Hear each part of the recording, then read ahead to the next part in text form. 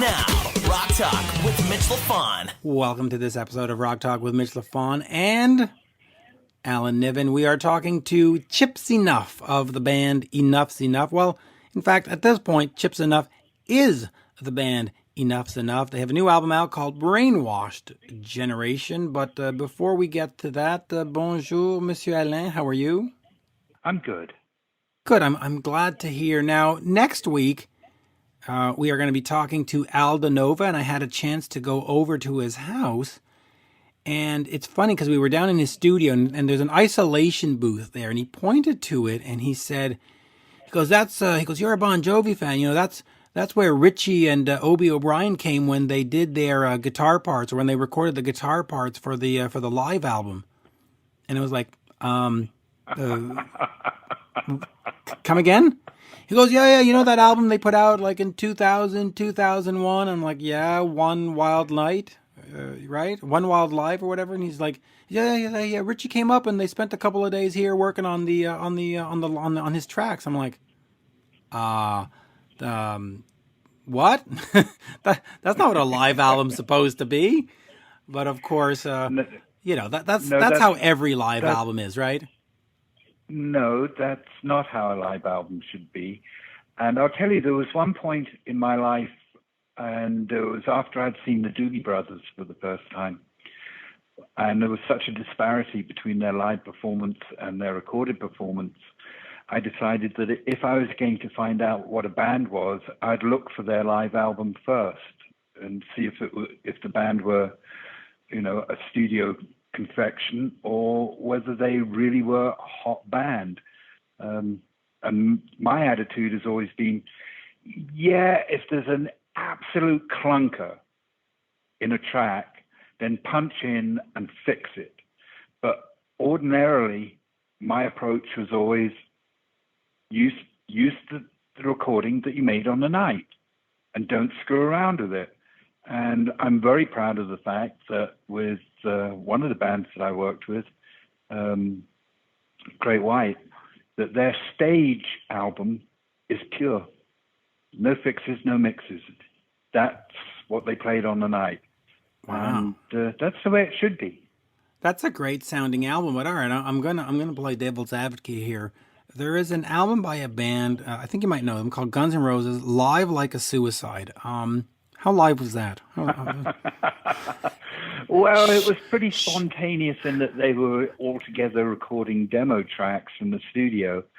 But it was a case of let's throw a little bit of audience on there because this is not the first representation that we want to make of a studio recording. So let's mitigate it and put it out because it's got a vitality and they all played together. And, we can just quietly spin that into saying it was live and put a little bit of audience on it so that people know that this is not the band's debut album. And that's basically the thinking behind it. It's like giving a clear message of the debut album is yet to come, but here's a taste of what the band is. Here's a taste. And I'm just reading the Wikipedia listing on it, and I love how they put this. They go, the EP in its entirety was included, blah, blah, blah, and features seamless crowd noise between the songs. Yeah. You did a great job. So where did that crowd noise come? Where did the crowd swell? Let's use the technical term. Where did the crowd swell come from? Was it like the NFL's studio swell, and like where did that come from? I'm so intrigued by this album. It came from something that Hans-Peter Huber had in the Pasha studios. So he used a bit of crowd noise off something that he had, something else that was on tape and sitting on the shelves in Pasha studio. Yeah, that also was down in Pasha. So, but at least they played the songs live, and it gave us Mama Kin, which is, it's a great version. So yes, yeah. What they should have done on the Appetite for Destruction box set reissue, which I'm pretty sure nobody bought, but it's a whole other story. But they probably should have just put the unlive versions and said, okay, listen, we all know that we cheated on this one. Here's what it was really like. That would have been a fan collectible, if you ask me. But anyway, but Stages from Great White. You recently re-released it. It sounds stunning, and that's pure, right? 100% pure. Yes, that's a pure record. Wow, that's a band that was on fire then. That was at their peak. And let me quickly apologize for that choice of words. I mean, they were playing very well. There was no intent to be disrespectful or sorry. Apologies. That's why I tried to go by it. Yeah, that is apologies for that. That was not absolutely intended in any way, shape, or form. But all right, sorry about that. Let's get quickly over to Bon Jovi. So Richie goes over to Aldo's place. He records his parts. I'm curious to know if after he leaves, if Aldo and we did not have this discussion. I'm just thinking out loud. I wonder if Aldo ended up on the album and said, "Oh, you know what? I'm going to have to fix what Richie did here," and maybe I don't know. It's possible, I guess, right? No, I think he called somebody called Huff to come in and do that. Oh, yes, Dan Huff. Yeah, we're going to talk a lot about Dan Huff next week. Just wait for our Dan Huff discussion. It's going to be stunning. Anyway, on that, Brainwashed Generation. Yes. Let's talk about Chip. Let's talk about Chip. By the way, his birthday is September 10th. Now, it's listed as 1968.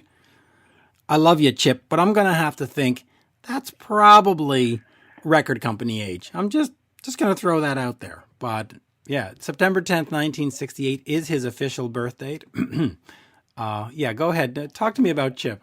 Oh, well, I never really met him, but there was an amusing little moment. I had not seen Jack Russell in a long time. And I will confess, there was a long period of time where if you'd put me in a room with Russell, I'd have fucking killed him. I had so much anger in his direction, which as of this particular evening when I went down to see them in Phoenix, I started to be able to evaporate and get rid of and have a very different view about Jack, because he's someone who I think has found some redemption, and he's a better soul now than maybe he was at times in the past. But anyway, the main reason why I went down there, and we were halfway down I-17, and I started to go, I don't want to do this. I don't want to be there. I just don't want to deal with this. And my wife and partner, Heather, just said, nope, we're going to go and do this. And then she pointed to the other side of the freeway, which was absolutely immobile and blocked. And she said, there's your sign from the universe. You can't do a U-turn. You can't go home. You've got to go and see Jack and see the band. But I went down there because Tony Montana was having a hard time with the setup of the band and what was going on with the band. And I'd promised him that I'd come down. And I said, I'll be there for sound check, which made him laugh because he knew what that meant. He knew that the Niv would be on the soundboard with his arms crossed, evaluating what's going on the stage and forming an opinion. And the opinion would be that Tony was right to be upset about things that were going on in the band. Anyway,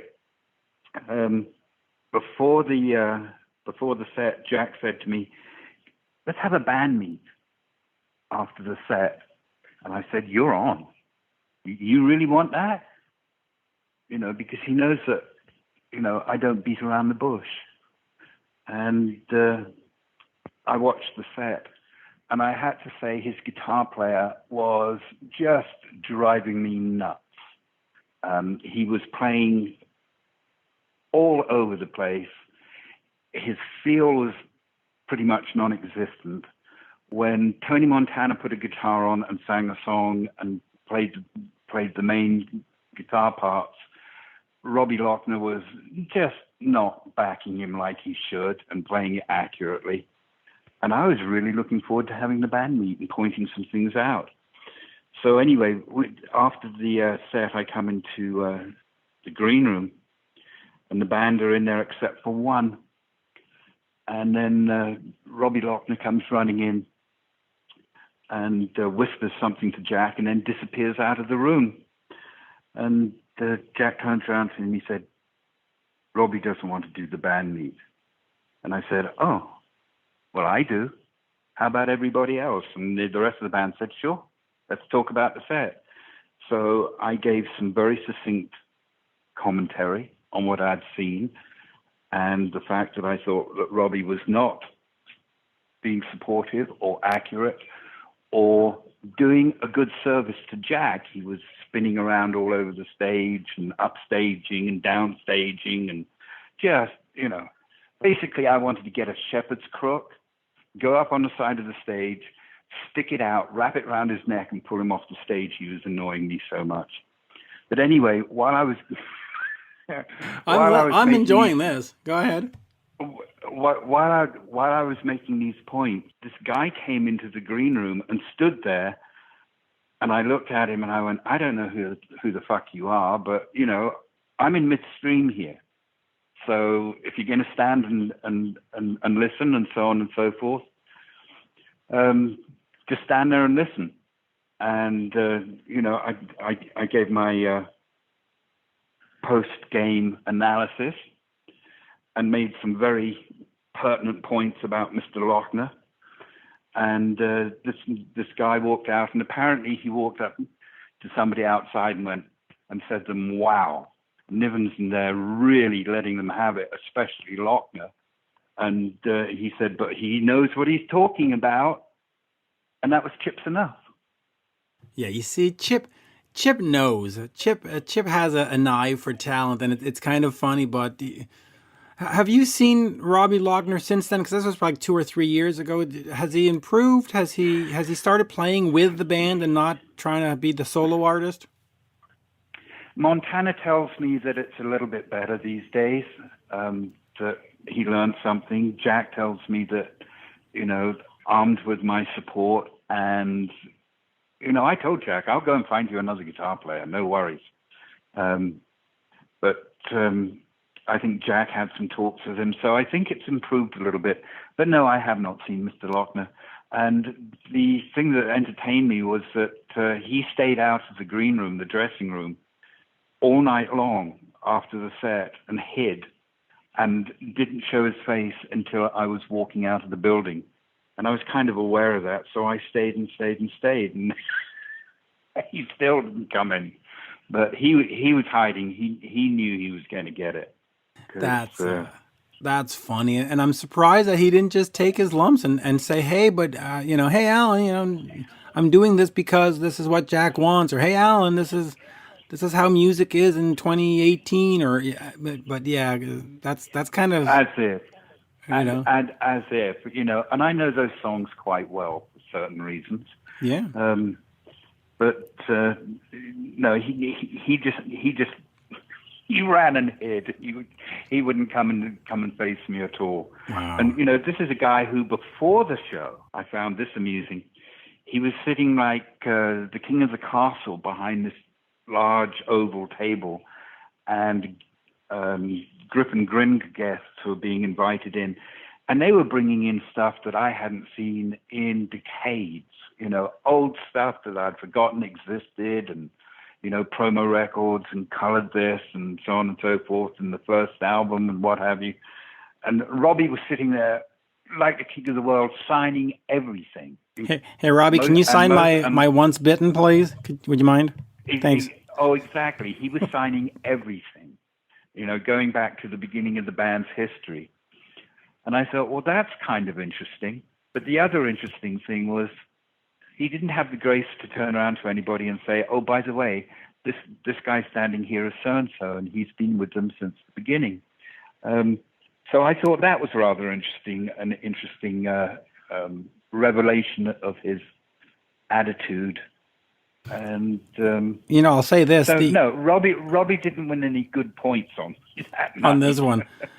I will say this though: the stage album, which is the undoctored live album, is all white, so plenty of places for autographs at the next meet and greet for Robbie and others to sign. So buy stage and bring it, because you'll have plenty of Sharpie space on it.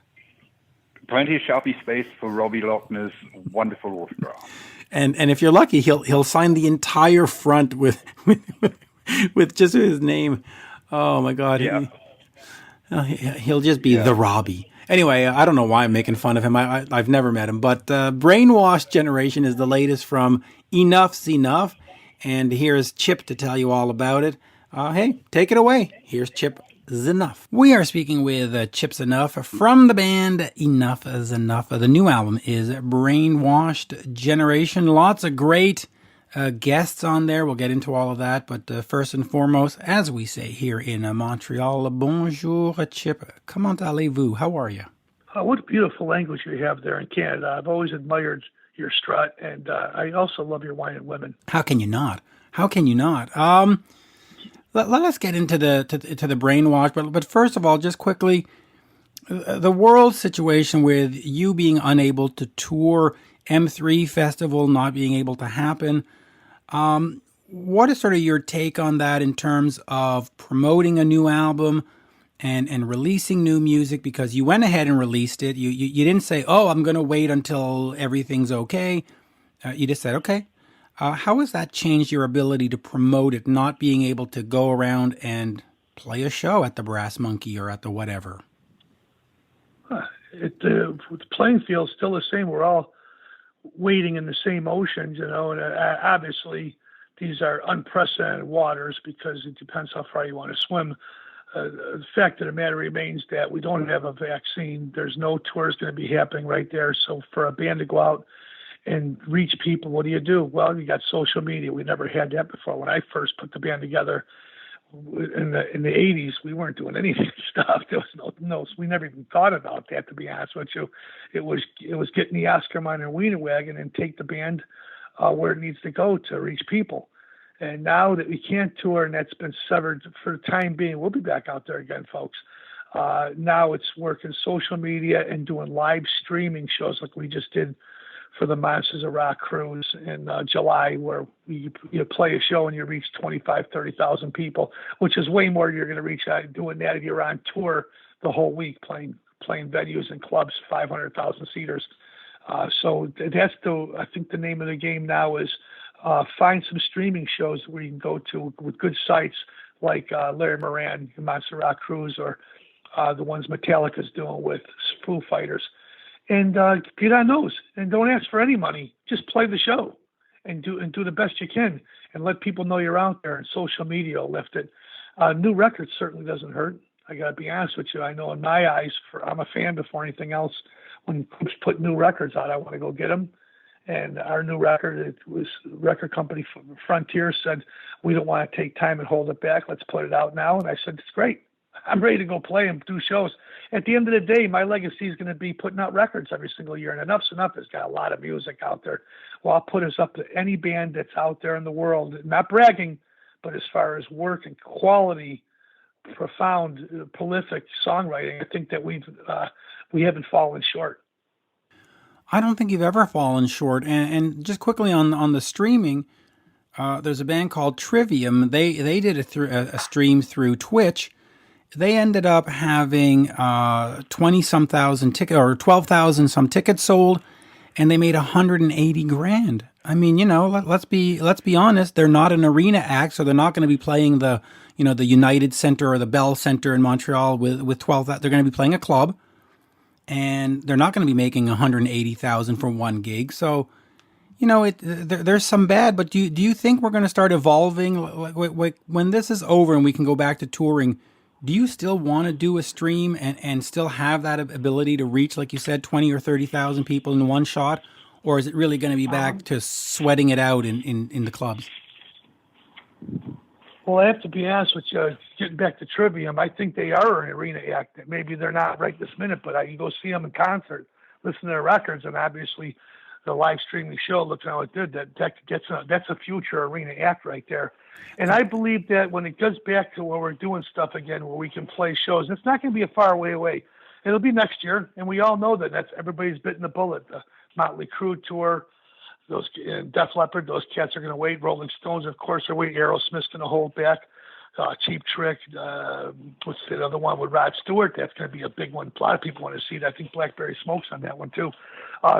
There's major tours out there. Remember, over 20,000 tours have been either postponed or rescheduled, and nobody wants to see concerts go away. It's just we have to find a way where we can do it where everybody's safe. Not just the bands, but the people that are attending the shows and all the crews. And how that's going to happen, I don't have an answer for you right there. I see concerts still happening. I've seen the Great White one going on. Quiet Riot just played a couple weeks ago with, who was it, Autograph and Fozzy. There's groups that are still touring around. There's not a lot of places you can go play without having the government come after you and try to vilify you for your actions. And some people out there think you're unsympathetic when you go out and play shows as well. So there's a couple different sides of the story. For the bands, they're starving to death. They're all jonesing to get out there and work, all the crews, all the venues. It's a lot of stuff we got to clean up, and we do have to open it up. But when it's going to happen, Mitch, I don't have the magic 8 ball to take a look at it. I wish I did. I talk to people in the business all the time from all the big companies. My old managers run one of the biggest production companies in the world to do McCartney and Rolling Stones, called Solo Tech, and they're saying the same thing. They just did Elton John tour when he was in Australia with Enuff Z'Nuff. I believe that until we hear from the major bands that are going to be going out there on tour and the major companies like Live Nations, tours will cease to exist except in the streaming form. And I'll ask you one more question about that, and then we'll move away, and I'll just correct one thing.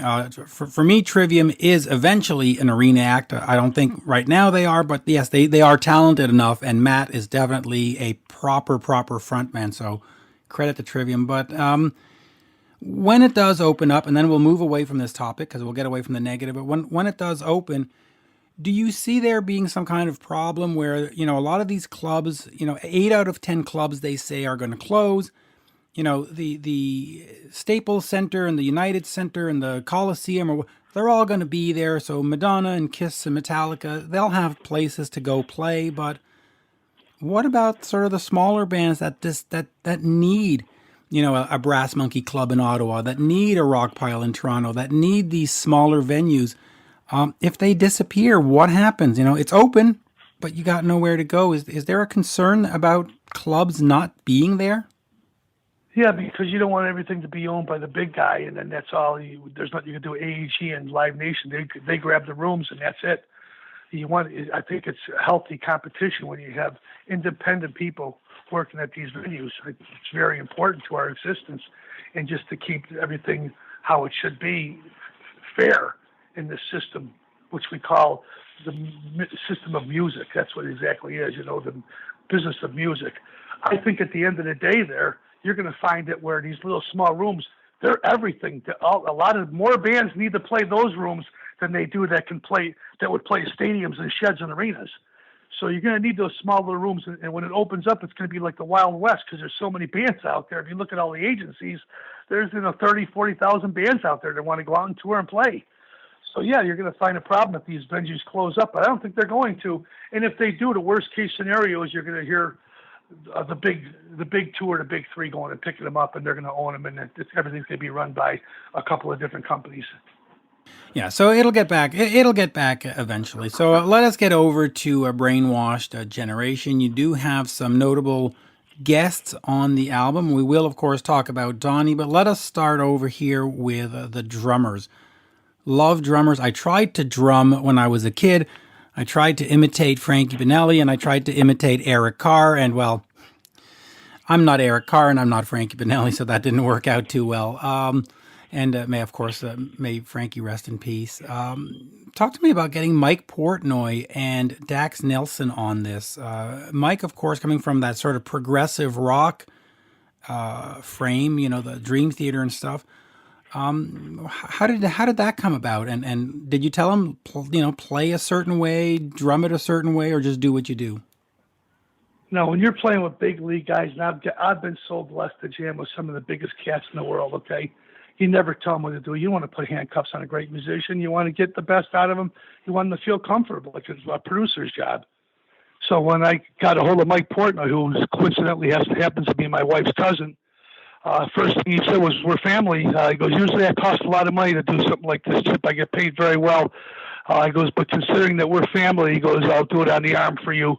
Send me a couple of songs." And I just sent him the tracks, and then he did it himself, one or two takes, pulled out his old Ringo drum kit, sent it back to me. I was happy beyond belief. He loved the track. He gave me his comments on it, which he said it reminded of Beatles and Jellyfish. I said, "That's a good compliment. You're quite generous with those. Keep sending them." And then, of course, after that, I called Dax Nielsen, and I came back from Australia on the backstory, and we didn't finish the record, and the label Frontiers was asking for the album right now. They wanted to have it so they can put it out in June, and I said absolutely. And the band wasn't together. We just came back from Australia, and I didn't have everybody. We're all in different places, so it was easier for me to call Dax and have him come down and play on it. He would have played on the whole record, but my drummer Benjamin Hill, he's got the John Kalogner disease. He gets his name twice. He's the one that said, "Hey, I got to get on the record down here." And it seems that we all share in the publishing anyway. I was able to pull him in and get him on the last couple of songs on this new album. But most of the album was a potpourri of different great drummers. They're wonderful guys. They have a great sense of balance. And I didn't say nothing. And it wasn't like the old days either. When you listen to Portnoy, you just watch him play. You don't say one word, and then you just give him the thumbs up. That's all you need to do with him. With Dax Nielsen, he actually asks you questions of, and ideas. He wants to hear where you want to take the song. And I think it's best to leave that information to yourself and let him interpret the way he does, just like a song is to a fan. We hear the songs and someone goes, "Yeah, what's the song about?" And you go, "Well, I'd rather not say because what it means to you might mean something to somebody else." So same thing with Dax. Let these guys play and do their thing. Dan Hill, same way. And I think he come up with some great stuff there. And these guys really helped elevate the songs on the whole record. And it's a real rock record. And I'm real proud of it because it's not your typical Enuff Z'Nuff album. And that's what good bands have always done in my life. They've always changed a little bit, but kept their sense of balance. And I like to believe that we've done the same thing on this new Enuff Z'Nuff album.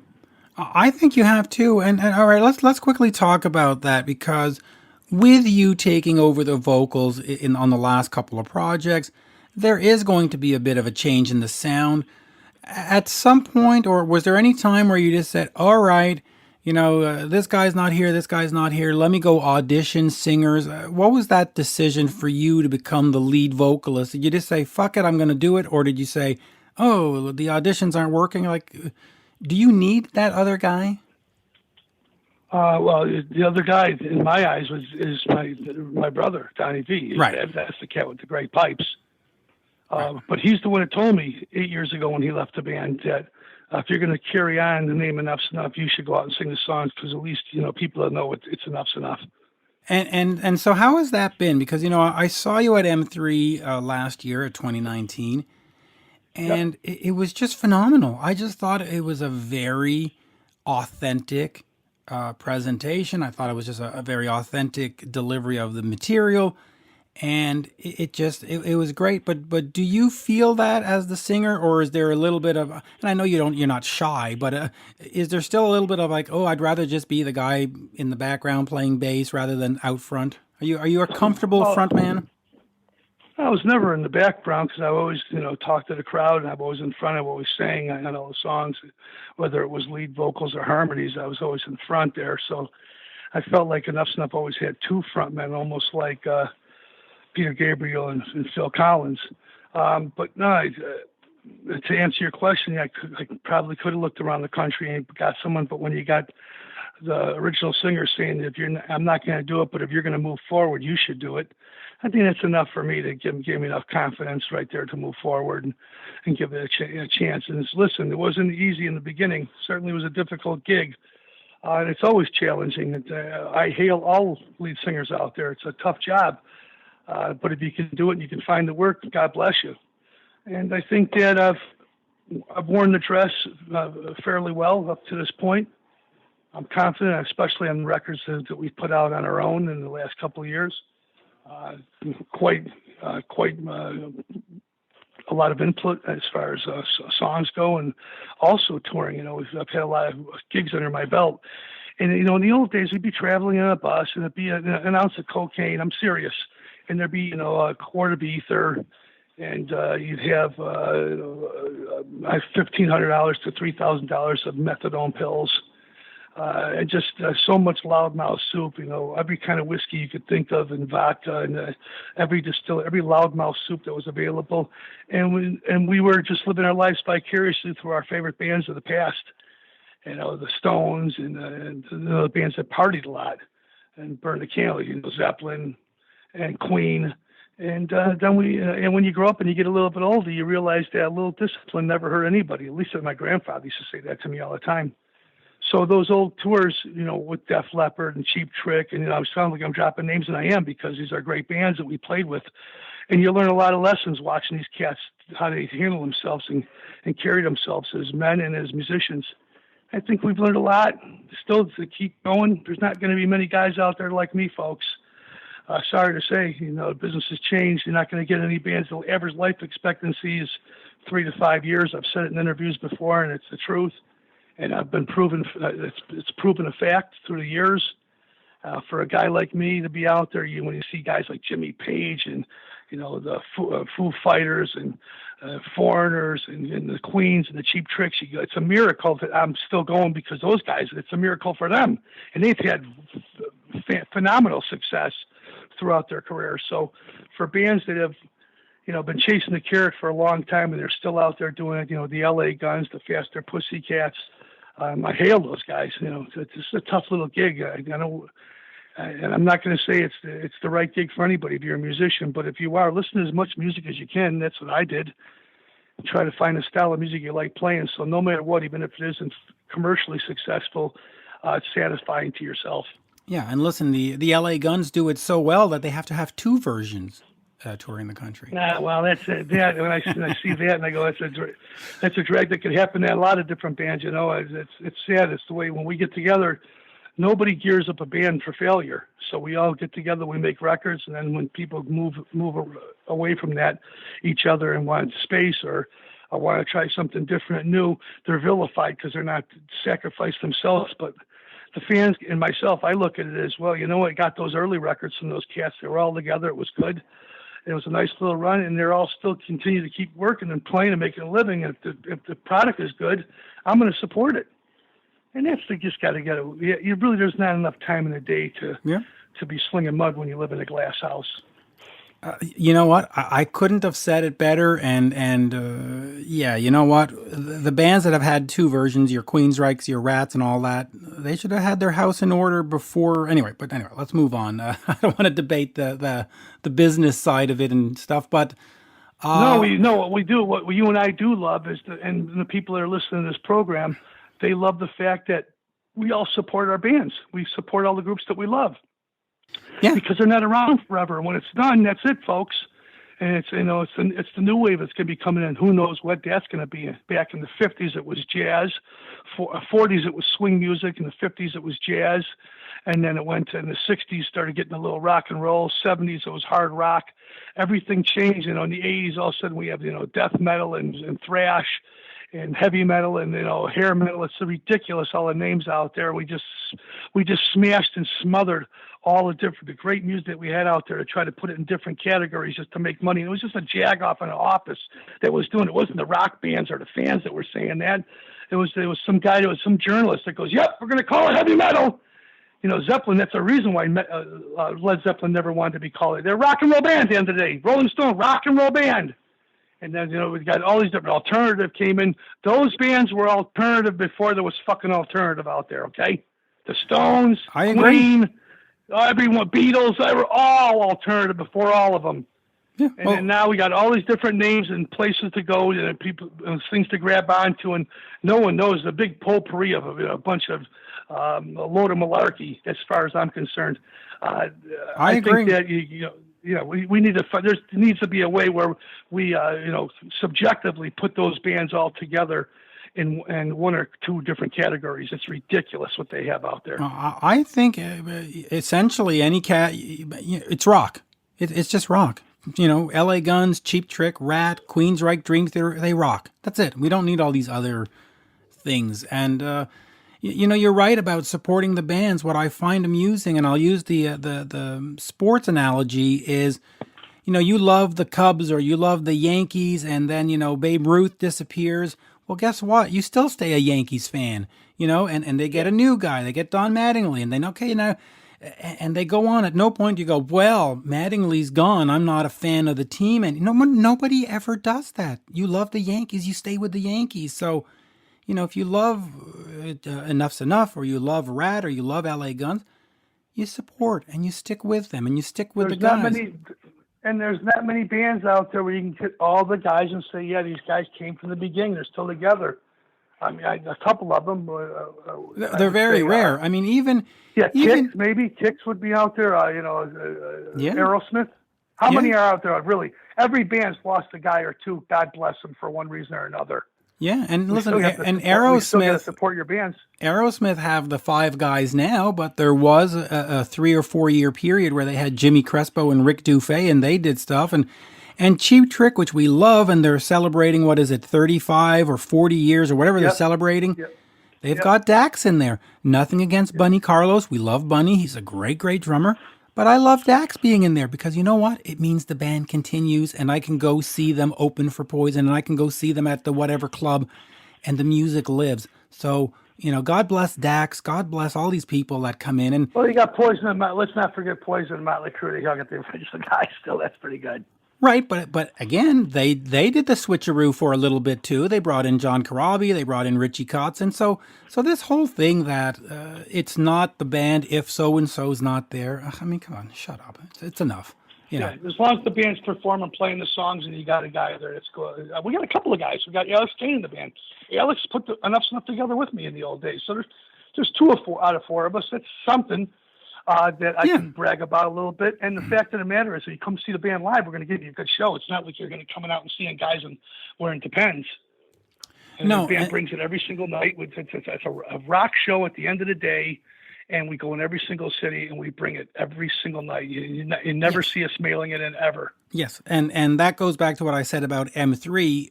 It was an authentic performance. You were on a big stage, and you how can I put it? You looked like you belonged on a big stage. It wasn't like, oh God, what are these guys doing here? Oh my God, let me make it end.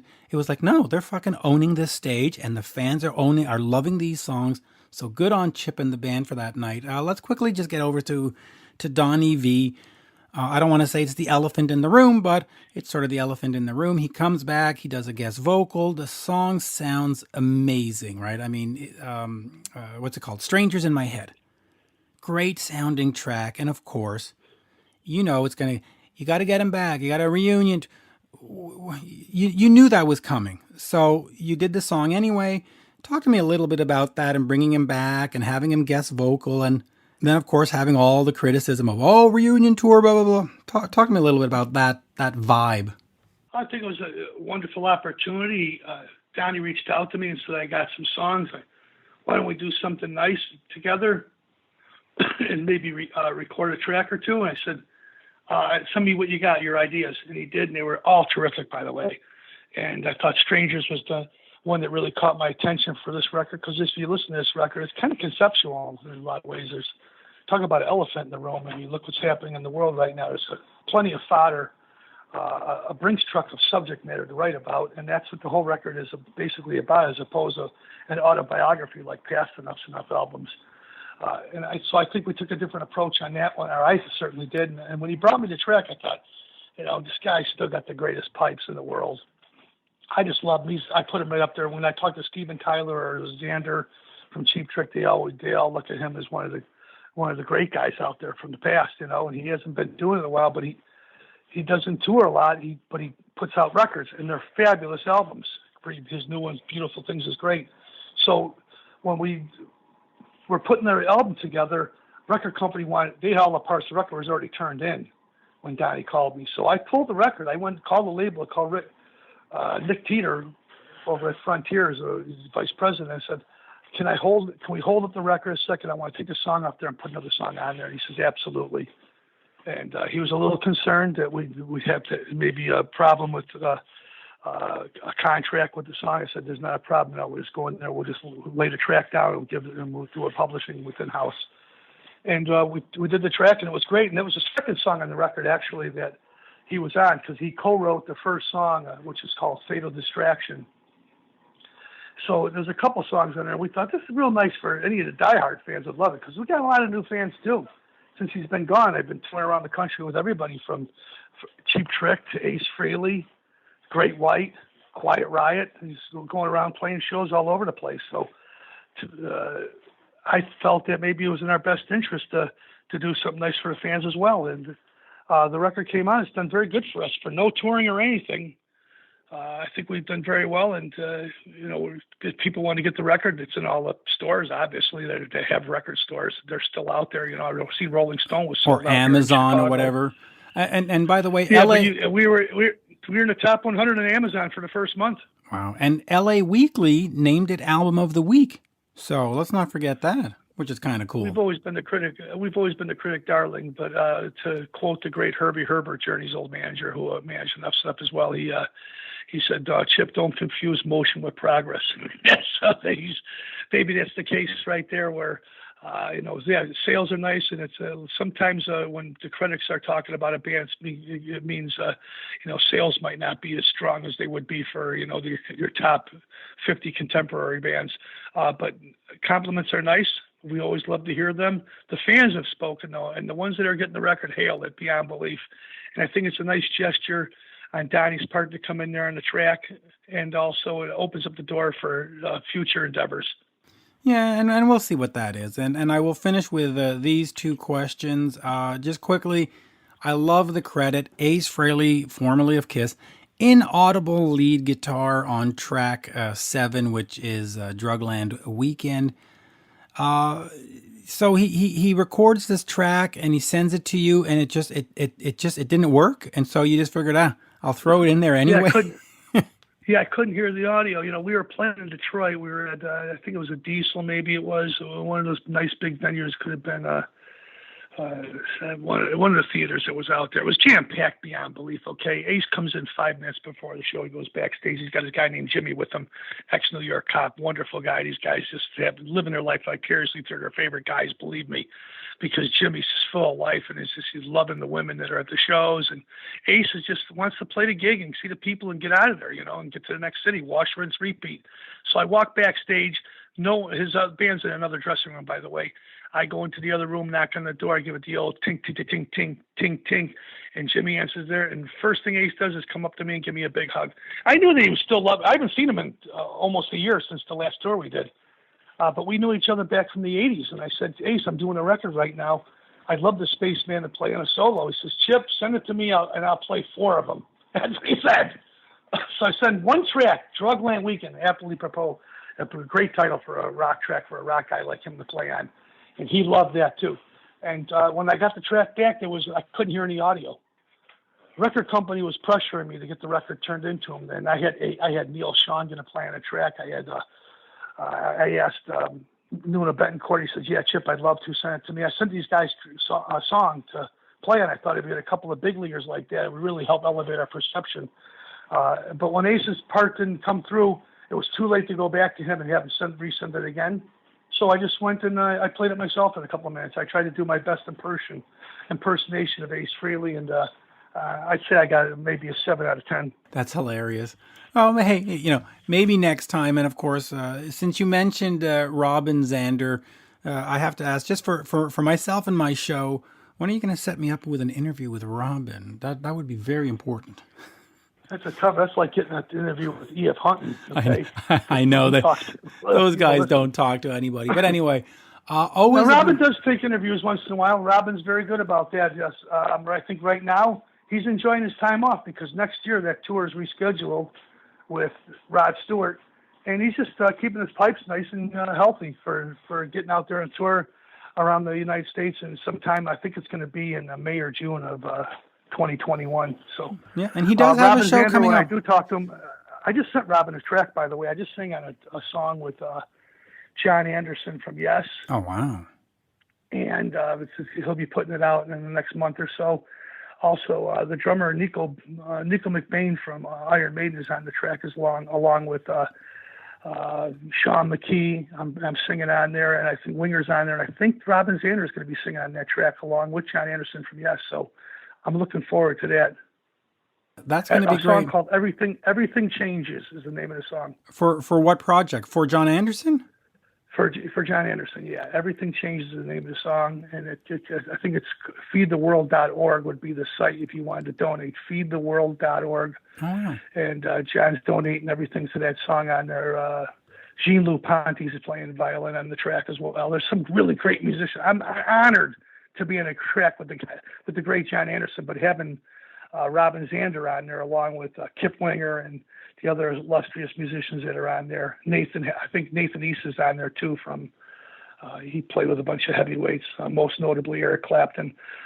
They're all donated their time and their musician skills to play on this track.